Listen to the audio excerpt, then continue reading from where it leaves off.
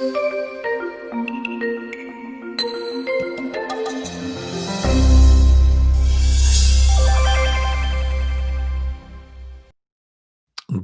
Colosenses capítulo 4, versículos 2 al 4.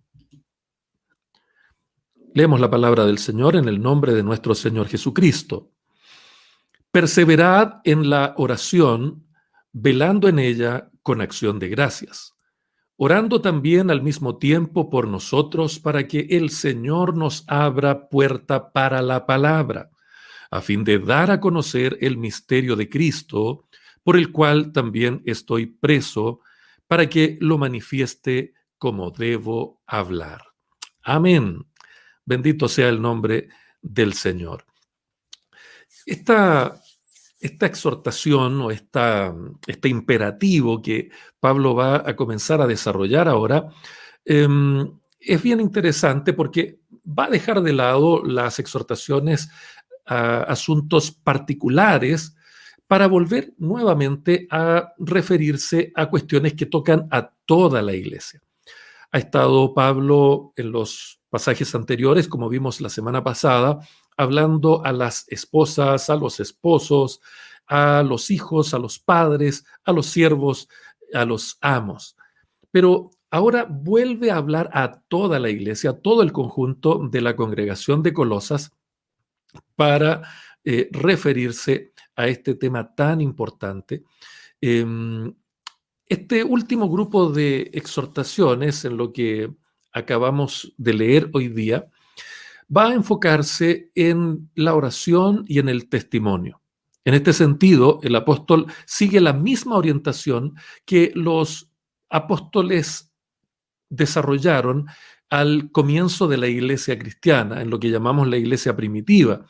Había dos actividades principales para los apóstoles en aquel tiempo, y esto era la oración y la palabra. Hechos capítulo 6, versículo 4 nos dice, y nosotros persistiremos en la oración y en el ministerio de la palabra.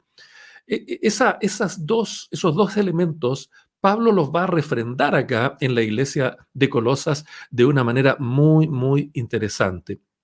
En los versículos que vamos a considerar en esta mañana, veremos dos aspectos de la oración que nos mostrarán su carácter imperativo. En primer lugar, si miramos con atención, nos vamos a dar cuenta que la oración genuina tiene características que la describen. Colosenses 4:2 dice, perseverad en la oración, velando en ella con acción de gracias. Este versículo 2 tiene nuevamente la forma de un mandato, al igual que los pasajes anteriores que hemos estado estudiando en Colosenses. Este versículo 2 también está expresado en forma de un mandato. El verbo aparece en modo imperativo y está en tiempo presente. Y lo interesante es que también se mantiene esta voz activa. La palabra perseverada aquí, proskarteirete, significa persistir, ocuparse concentradamente en una sola cosa. Hay muchos pasajes paralelos que nos pueden mostrar que esto no es un hecho aislado, no es que Pablo haya hecho este mandato, haya dado este mandato de manera específica a los colosenses y que no lo hayamos encontrado antes. Por el contrario, vamos a darnos cuenta de que esta idea de perseverar en la oración está contenida en toda la palabra del Señor. Miremos algunos pasajes paralelos para refrendar esto. En Hechos capítulo 1, versículo 14 dice, todos estos perseveraban unánimes en oración y ruego con las mujeres y con María, la madre de Jesús, y con sus hermanos. Entonces, perseverar en oración no es algo que Pablo solo lo esté planteando a los colosenses acá en esta carta, sino que es algo que trasciende a Colosas, trasciende al apóstol Pablo, trasciende a toda la iglesia. Y qué interesante el texto de Hechos, en donde Lucas comenta que quienes perseveraban en la oración y ruego eran todos. Y para refrendar ese todos, comenta que también lo hacían las mujeres, también estaba incluso la madre del Señor Jesucristo y los hermanos del Señor Jesucristo allí en esta actitud continua de oración perseverante. Nadie se excluye de esto. En Hechos 2:42 nos dice también la misma idea. Y perseveraban en la doctrina de los apóstoles, en la comunión unos con otros, en el partimiento del pan y en las oraciones. Esto a mí me parece muy interesante porque la oración acá en Hechos está al mismo nivel que la doctrina. Perseveraban en la doctrina de los apóstoles, la comunión de unos con los otros, en el partimiento del pan y en las oraciones. Vale decir, la oración tiene un rol absolutamente prioritario en el quehacer de la iglesia.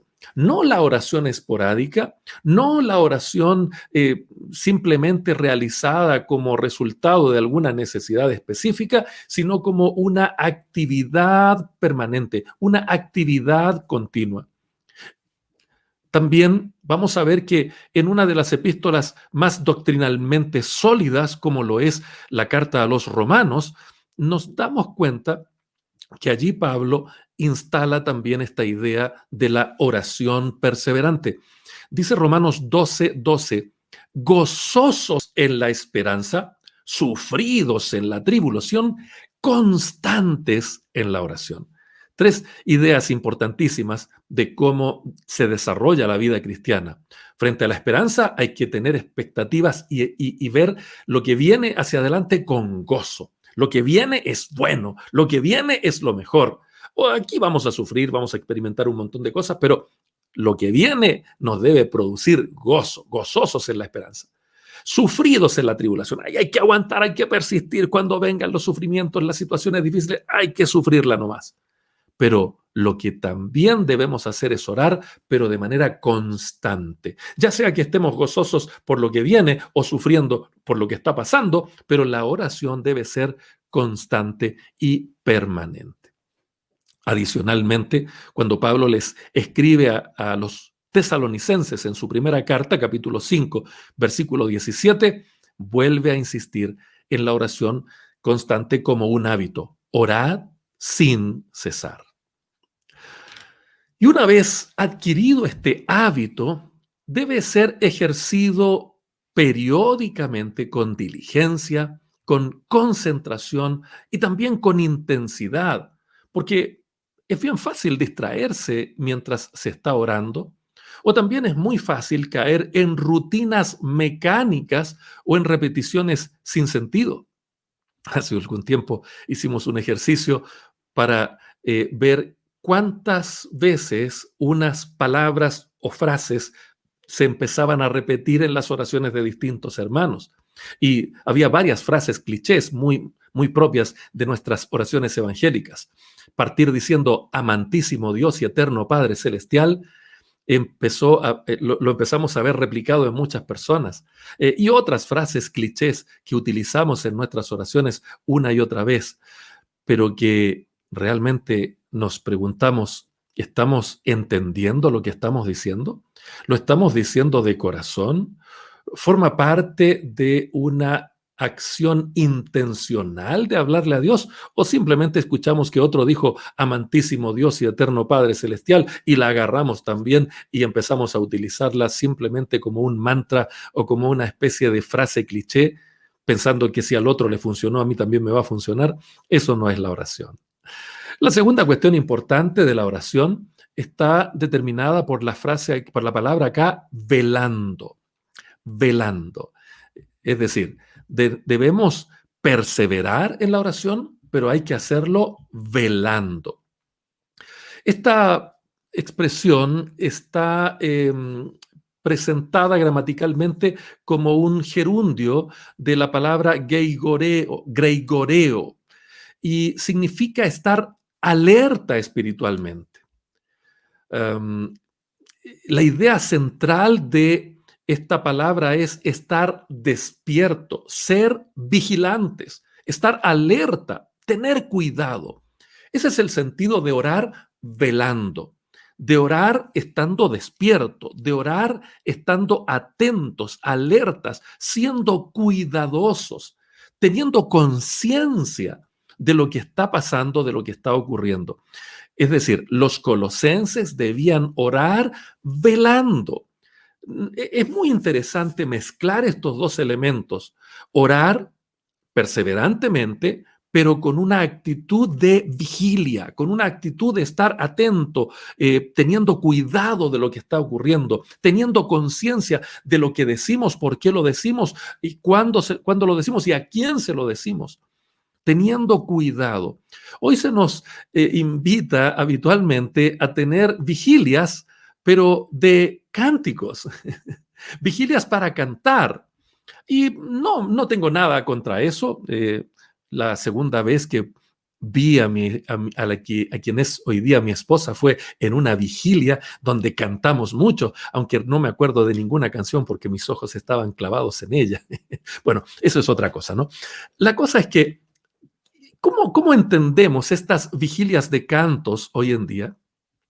Muchas veces, para justificar estas vigilias en donde se nos congregamos para cantar y cantar y cantar toda la noche, a veces el argumento de fondo para este tipo de vigilias cantadas es la famosa frase de San Agustín: el que canta, ora dos veces. ¡Wow! ¡Qué frase más tremenda!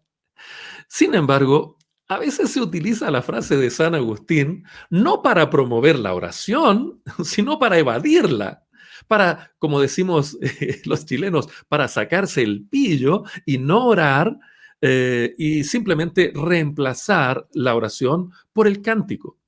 Sin embargo, eso es un gran error.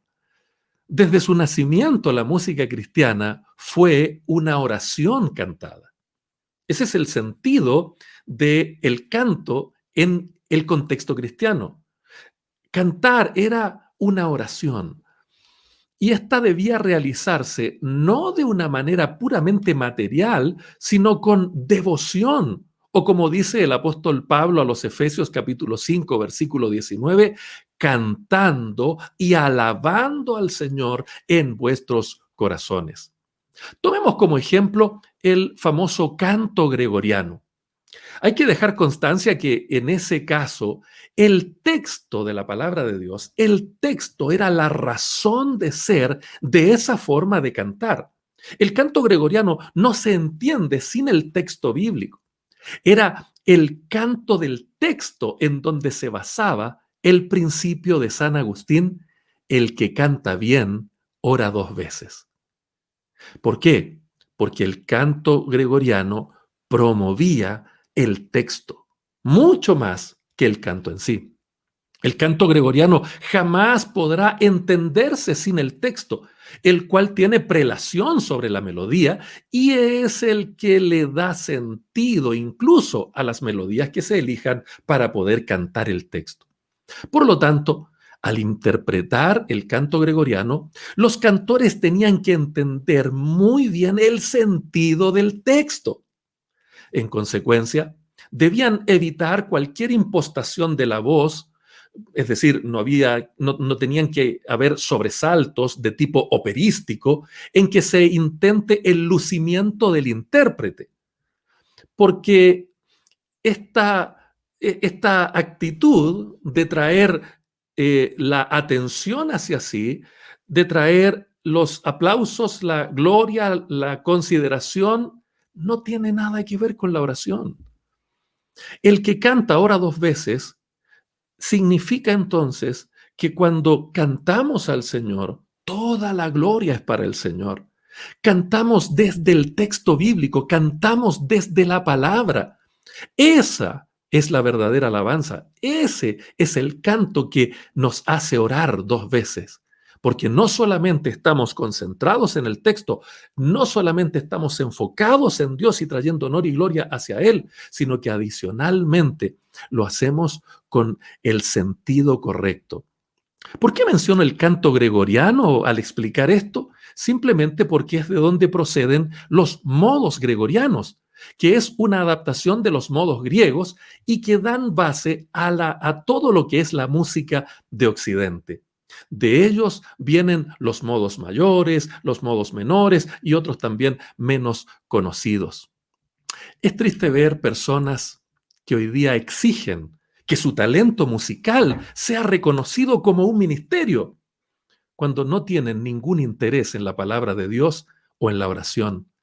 Claramente no se debe permitir que se disfrace como ministerio un simple deseo de reconocimiento o de valoración social. Velar está asociado a orar. Y si hemos de velar cantando, esto ha de hacerse por personas que entiendan la palabra de Dios para que la canten alabando a Dios y no esperando que las alabanzas se dirijan a ellos. La tercera cuestión interesante que se menciona aquí sobre la oración es que debe orarse con acción de gracias. En Eucaristía, dice el texto griego, en Eucaristía, en acción de gracias. Dar gracias a Dios, entonces, forma parte importante de la oración del creyente. Literalmente aquí la frase en griego es en acción de gracias, no con acción de gracias, en acción de gracias, como si la gratitud fuera el ambiente en el cual tenemos que llegar y llevar nuestras oraciones a la presencia misma de Dios. Ni la cárcel, ni las injusticias, ni las traiciones, ni las calumnias pueden opacar el ambiente de gratitud en Pablo. Y espero que en usted y en mí tampoco lo puedan opacar. Podemos asociar las palabras usadas aquí por Pablo al describir las características de la oración con la figura de un guardia militar. El apóstol aquí exhorta a los colosenses empleando una expresión que se usaba en el ejército, velando en ella para describir lo que se debe hacer. En tiempos de guerra, los vigilantes están dedicados a su tarea y la cumplen con sumo cuidado. No se les permite dormir ni por un solo momento. Tampoco el guardia puede relajarse, pues debe evitar que el enemigo tenga oportunidad de sorprenderlo, eliminándolo a él y a sus compañeros. De la misma manera, nosotros debemos dedicarnos a la oración, esperando la respuesta, inundados en una gratitud derivada de nuestro conocimiento de Dios y nuestra relación con Él en Cristo. Gracias a su bendita palabra revelada, inspirada e iluminada por el Espíritu Santo. Por eso, mis queridos hermanos, oremos, velemos y agradezcamos al Señor. El segundo aspecto que este pasaje nos muestra acerca de la oración tiene que ver con el hecho de que la oración genuina tiene propósitos que la definen. Los versículos 3 y 4 dicen, orando también al mismo tiempo por nosotros, para que el Señor nos abra puerta para la palabra, a fin de dar a conocer el misterio de Cristo, por el cual también estoy preso, para que lo manifieste como debo hablar. El apóstol Pablo pide a los colosenses entonces que oren por él y por sus colaboradores con al menos tres propósitos muy claros y definidos. En primer lugar, Pablo pide que oren por él y por sus colaboradores para que el Señor nos abra puertas para la palabra. En griego eso es muy significativo, es una frase muy clara. Ginato theos anoixei heimin thiron tu logu. Toda esa frase, ¿qué significa? Que el Señor nos abra puertas para la palabra. Esta frase está expresando claramente un propósito. El verbo abra, que nos abra, anoixei, es el aoristo subjuntivo que le da el sentido a esta palabra de una cuestión futura, una función futura, que nos abra. Aquí está como un aoristo subjuntivo, pero al traducirlo al español tendríamos que darle la idea de algo que va a ocurrir. Pablo pide entonces a los creyentes que oren por él y a sus asociados y por sus asociados con el propósito de que Dios abrirá la puerta de la oportunidad para la proclamación del Evangelio. ¡Qué buen propósito de la oración! Que Dios nos abra puertas para la palabra. Que Dios nos abra puertas para evangelizar. Que Dios abra puertas permanentemente, sistemáticamente, a medida que avanza nuestra vida, se nos vayan abriendo puertas para predicar el Evangelio. Y esto nos revela una verdad enorme, una verdad contundente. Esta verdad es que Dios es el soberano de la evangelización. Una de las grandes causas de la pereza, del miedo o simplemente de la desidia para evangelizar en muchos cristianos de hoy es que nos olvidamos que el Señor de la obra es nuestro Dios omnipotente, nuestro Señor soberano. Dios no solamente nos ordena evangelizar, sino que además nos provee de las ocasiones y de las personas que serán alcanzadas. A veces pensamos que nosotros somos los que tenemos que decidir qué o qué. Hermanos, Dios es soberano en la evangelización. Debemos depender de Él. Él nos ordena hacerlo y Él nos proveerá las ocasiones y Él nos va a proveer a las personas. Él nos va a capacitar. Él hará todo lo que Él sabe hacer para la evangelización. Nosotros tenemos que ir y hacer discípulos a todas las naciones. Esa es la tarea que nos corresponde a nosotros. Nosotros tenemos que ir, tenemos que obedecer, pero Él es el soberano para desarrollar el trabajo de la evangelización. Ahora, ¿qué significa o qué quiere decir el apóstol Pablo con que Dios nos abra una puerta para la palabra? ¿Acaso estará pensando, como algunos lo han planteado así, acaso estará pensando que sus prisiones limitan sus esfuerzos misioneros y que solo puede ser eficaz su ministerio si Dios le abre las puertas de la cárcel? ¿Será que Pablo está pensando en eso al hablar de que se abra una puerta para la palabra? Si entendemos bien esta frase, tenemos que darnos cuenta que lo que pide no es que Dios abra la puerta de la cárcel para salir de ella, sino que Dios nos abra una puerta para que la palabra salga de nosotros. Ese es el problema. No, el problema del encarcelamiento de Pablo no es un problema.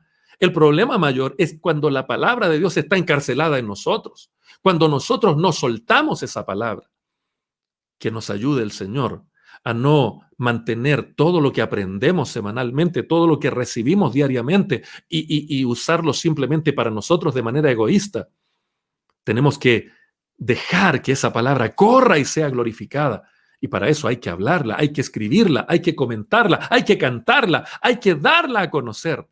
La palabra del Señor no puede estar encarcelada en el corazón de un hijo de Dios, porque ese hijo de Dios tiene una orden perentoria de ir y hacer discípulos a todas las naciones. Parece entonces que Pablo está pidiendo que, ya que se encuentre en la cárcel o en libertad, el Señor le provea las mejores oportunidades para comunicar el Evangelio. No nos quedemos amarrados, anclados ahí por las circunstancias del momento, la situación específica. Hay que la pandemia, hay que no nos podemos congregar, hay que no podemos ir al templo, hay que, hermanos, pidámosle al Señor que abra puertas de la forma que Él estime conveniente en las áreas y con las personas que Él decida para que simplemente esa palabra que ya tienes allí en el corazón la puedas compartir con otros. No sigas esperando, ay, que no han hecho reunión de jóvenes, ay, que no han hecho reunión de esto, ay, que no. Olvídate de eso. Pídele al Señor que te haga ver las enormes posibilidades, las grandes oportunidades que tienes ahora mismo para predicar la palabra, para compartir el evangelio con otros. No te quedes como esos leprosos que estaban allí en medio del asedio de esa ciudad y que empezaron a obtener alimentos y se dieron cuenta que estaban todos muertos y empezaron a obtener riquezas, alimentos, etcétera, etcétera, y de repente se dieron cuenta de que adentro de la ciudad la gente se estaba muriendo de hambre y ellos habían salido pensando en morir para pedirle comida a los enemigos, pero todos los enemigos no estaban, habían desaparecido, se había terminado el asedio y la gente adentro seguía muerta de hambre y ellos se dieron cuenta que estaban recibiendo solo los beneficios y dijeron, momento, no estamos haciendo bien, este es tiempo de dar buena nueva. Y se fueron adentro y anunciaron que podían acceder también a los beneficios de lo que Dios había permitido que ocurriera en ese lugar. De la misma manera, cuando nosotros no compartimos la palabra, somos como esos leprosos, pero tenemos que darnos cuenta y decir, no estamos haciendo bien. Este es tiempo de buena nueva. Hay gente que necesita saber que Jesucristo salva, que Jesucristo sana, que Jesucristo bautiza, que Jesucristo vuelve pronto, que el Señor tiene respuestas claras y concretas para todo lo que es la vida integral de una persona. Hay una vida eterna que Dios regala gratuitamente a quien cree en su Hijo Jesucristo y se convierte hacia Él. Quedarse callado con eso es definitivamente un pecado. En Filipenses capítulo 1, versículos 12 al 18, Pablo explica a esta otra iglesia que sus prisiones han redundado en el mayor progreso del Evangelio. En otras palabras, lejos de ser un impedimento, la cárcel para Pablo era una oportunidad evangelista, como consecuencia de la cual el evangelio ha llegado a la guardia pretoriana.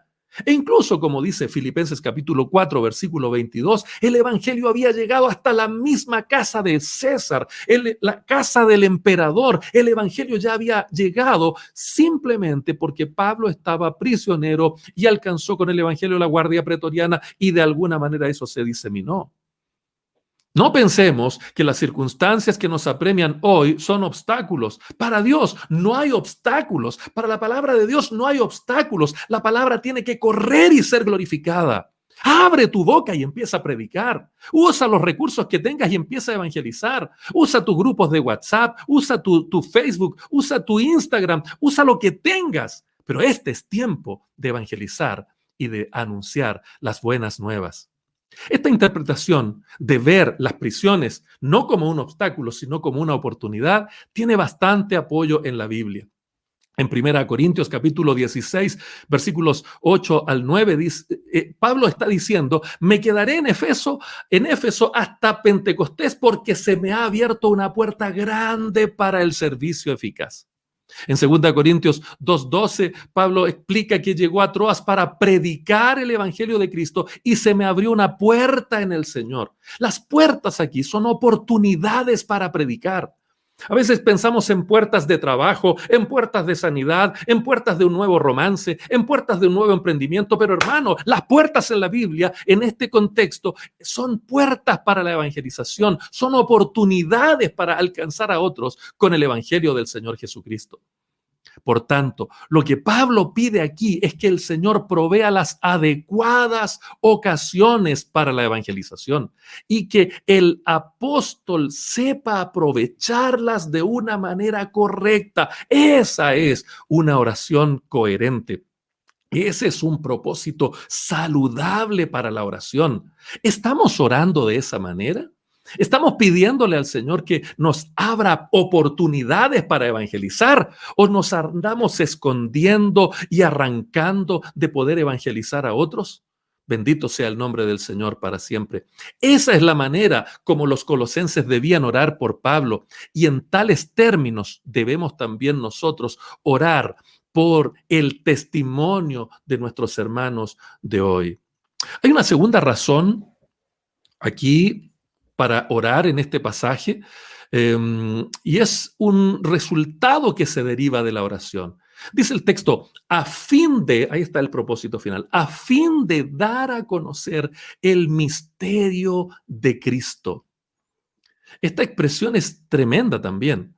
La segunda razón por la cual Pablo está pidiendo que oren es a fin de dar a conocer el misterio de Cristo. El resultado de estas puertas de evangelización que Pablo está pidiendo anteriormente es a fin de dar a conocer el misterio de Cristo. En otras palabras, poder hablar el misterio de Cristo. Esta frase significa proclamar el mensaje que tiene como contenido a Cristo. ¿Por qué se le llama misterio? Porque es el gran secreto que estuvo escondido en el corazón de Dios desde antes de la fundación del mundo. Cristo mismo como la fuente de salvación plena y libre, tanto para gentiles como para judíos. En estos días hemos estado teniendo unos preciosos devocionales con mi esposa y con mis hijas, leyendo las cartas en familia, las cartas paulinas. Ha sido una bendición. Y mis hijas llegaban a una conclusión mientras hablábamos acerca de esto. En varias cartas Pablo habla del misterio, este misterio que estuvo oculto. Y este misterio es la base de la evangelización. ¿Y cuál es ese misterio? Que de los dos pueblos, de judíos y gentiles, en Cristo, Él hace un solo pueblo. Él reconcilia a todos en el Señor Jesucristo. Y mis hijas llegaban a la conclusión, ¿y por qué eso no se predica al evangelizar? Porque el gran mensaje de la evangelización hoy día no se predica. En cambio, se predica prosperidad, se predica sanidad, se predica solución de problemas, venga Cristo y va a ser mejor persona, etcétera, etcétera. Pero no se les explica cómo puede producirse todos esos beneficios accesorios, secundarios y a veces irrelevantes de la salvación y de la evangelización. El gran mensaje del evangelio es Cristo mismo, que reconcilia al hombre con Dios y reconcilia a las personas entre sí. Y de todos los pueblos, por muy diversos que sean, forma un solo pueblo, que es su iglesia. Lo extraordinario es que este gran secreto escondido en el corazón de Dios desde antes de la fundación del mundo, que es Cristo mismo, nos revela la fuente de la salvación plena. Y ahora este secreto ha sido revelado en el Evangelio. El Evangelio proclama la persona de Cristo, Dios hecho hombre, Señor de señores, así como la obra de Cristo por la cual somos reconciliados con Dios y por la cual Dios mora en nosotros. ¿Por qué? No entendemos por qué eso no se predica al evangelizar.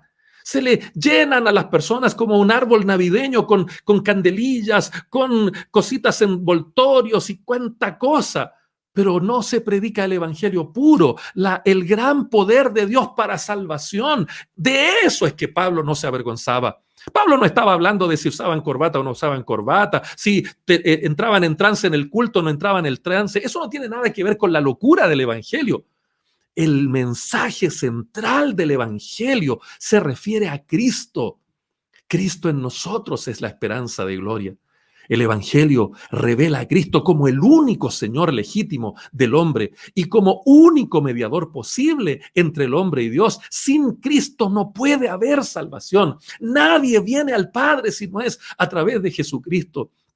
Pablo sabe que la razón de ser de su ministerio es dar a conocer este glorioso misterio. Para eso ha sido llamado, para eso ha sido capacitado por Dios, para eso vive el apóstol Pablo. Nos quebrantábamos con mis hijas cuando leíamos Pablo en las postrimerías de su vida, señalando que él tiene el deseo de estar con Cristo, porque eso es mucho mejor. Pablo está a puertas de ser entregado a las autoridades romanas para que lo maten. Sin embargo, él decía, eso me da lo mismo, porque eso para mí es mejor, porque yo quiero estar con el Señor. Pero si tú, Señor, consideras que todavía tengo que hacer algo más, tengo algunas otras personas que evangelizar todavía, bueno, entonces déjame con vida. Pero para mí, yo prefiero estar contigo. Qué tremendo ver la vida de un hombre totalmente dedicado al Señor y a su propósito eterno, que es la salvación de la humanidad. No tener conflictos ni siquiera con la muerte, porque cuando tenemos a Cristo en el corazón, todo está absolutamente asegurado. En tercer lugar, en este pasaje vemos un tercer propósito. En el versículo 4 dice allí, para que lo manifieste como debo hablar. Aquí el apóstol Pablo está pidiéndole a los colosenses que oren por el resultado de la proclamación de este mensaje. El deseo supremo de Pablo es que él fuese tan claro en la predicación del evangelio y en la enseñanza de la palabra que no cupiese duda alguna en las personas. No se trata de saber predicar, sino de manifestar a los hombres la sabiduría de Dios. El apóstol aquí está usando la palabra griega faneroso, que significa manifestar. No solo es una proclamación, sino la manifestación del mensaje de Dios. Qué tremenda petición de oración. Qué oración más poderosa está pidiéndole Pablo a los colosenses que formulen por él, que pueda manifestar el mensaje de Dios. Esta expresión, como es necesario, evidencia que solo si el mensaje está sujeto al control de Dios, tendrá eficacia real. Eso me impacta, hermanos. Hoy día escucho tantos predicadores decir, oh, esta palabra la tomé de este lado. Este mensaje, oh, esto lo tomé de este otro lado. ¿Qué importa cómo lo tomes? Lo que realmente va a producir el efecto divino en las personas es que el mensaje que predicamos seamos fieles a la palabra, lo interpretemos correctamente y que demos el sentido que Dios le quiere dar. De esa manera, Dios mantendrá el control de lo que Él ha revelado y ha inspirado. Pero si nosotros caprichosamente le añadimos al texto ciertas ideillas humanas, ciertas orientaciones humanas. Es que a mí me gusta, es que yo creo, ¿qué importa eso?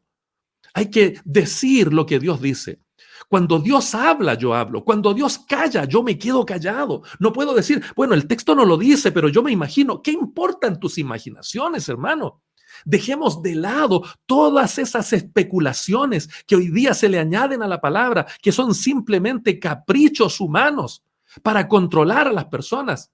He visto con espanto cómo hoy día algunos predicadores toman las distintas versiones de la Biblia y tratan de buscar la que más se acomode a lo que ellos están pensando, no a lo que dice el texto bíblico. Eso es una manipulación flagrante de las Escrituras y habremos de dar cuenta ante el Señor si estamos añadiéndole o le estamos quitando al texto bíblico. Es tiempo de que la palabra del Señor corra y sea glorificada y las ideas humanas se queden en el tarro de la basura, porque lo que salva a las personas es Dios y su palabra perfecta, revelada, infalible en los corazones de las personas. Es fundamental que el predicador esté sujeto al control de Dios, que el mensaje que predica esté sujeto al control de Dios, que predique en el Espíritu, que predique en el Señor. Samuel Pérez Millós comenta este pasaje diciendo, Pablo está pidiendo por la claridad de responsabilidad. El uso del verbo griego dei relaciona la actividad como consecuencia de un deber. Proclamación del Evangelio era para el apóstol como un deber impuesto a un siervo que no tenía otra opción de ejecutar lo que se le había encomendado. Jesús lo había llamado para enviarlo a las naciones a predicar el Evangelio, según Hechos 9:6. La comisión que le había sido dada era desde el cielo. Por otro lado, el trabajo de llevar el Evangelio es también una expresión de gratitud, como enseña 2 Corintios 5:14.